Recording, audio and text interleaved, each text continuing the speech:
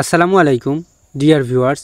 আমরা অনেকেই কিন্তু ফেসবুকের পাসওয়ার্ড ভুলে যাই, কারণ এক ফোনে অনেক দিন ফেসবুক ব্যবহার করতে করতে আমরা পাসওয়ার্ড বা ইউজার আইডি, কোন নাম্বার দিয়ে ফেসবুক খোলা কিংবা পাসওয়ার্ড কি, এগুলো আসলে সবগুলোই ভুলে যাই।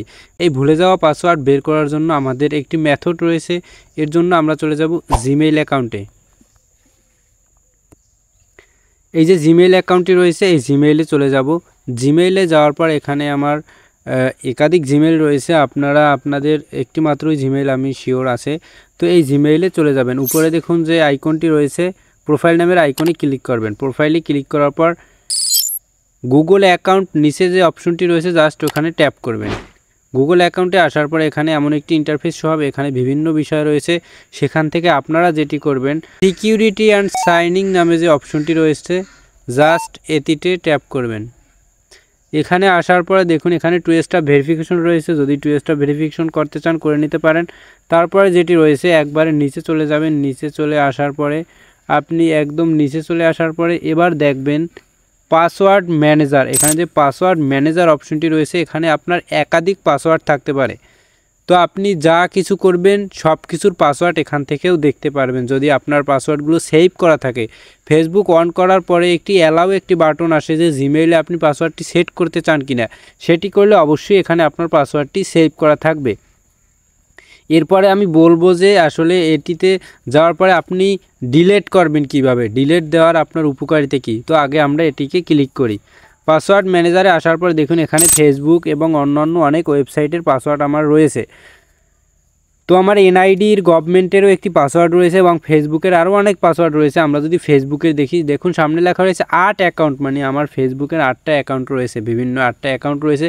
আপনার যে কয়টি অ্যাকাউন্ট থাকবে, আরও যদি একাধিক অ্যাকাউন্ট থাকে আপনি একাধিক অ্যাকাউন্ট এখানে পাবেন। তো আমি জাস্ট facebook.com-এ এখানে জাস্ট ক্লিক করার পরে দেখুন আপনার এখানে পাসওয়ার্ডের একটি অপশন চাইবে, আপনারা পাসওয়ার্ড দিয়ে দেবেন আপনার ফোনের পাসওয়ার্ডের অপশন চাইলে। এখানে দেখুন আমাদের কিন্তু একাধিক পাসওয়ার্ড রয়েছে। আমি যদি নিচে আরও যাই, আমার আরও পাসওয়ার্ড রয়েছে। তো দেখুন এখানে যে আমার অ্যাকাউন্ট এবং পাসওয়ার্ড রয়েছে, উপরে দেখুন মোবাইল নাম্বার অ্যাকাউন্টটি রয়েছে, নিচে কিন্তু পাসওয়ার্ড রয়েছে। এই পাসওয়ার্ডটি কীভাবে দেখবেন, দেখুন এই যে ডাইন সাইডে চোখের মতো একটি আইকন আছে, জাস্ট এখানে ট্যাপ করবেন, তাহলে কিন্তু আমাদের পাসওয়ার্ডটি শো হবে। তো এর সাইডে দেখুন কপি নামে একটি অপশন আছে, জাস্ট ক্লিক করলে কিন্তু এই পাসওয়ার্ড কপি হয়ে যাবে। এখন আমাদের প্রয়োজন, এই যে দেখুন নিচে ডিলিট রয়েছে, এই ডিলিট কেন করবেন, এই পাসওয়ার্ডটি থাকার পরে আপনার ডিলিট করা উচিত, কারণ আপনার ফোনের লকটি জানলে কিন্তু আপনার যে কেউ এরকমের পাসওয়ার্ডটি বের করে নিতে পারে।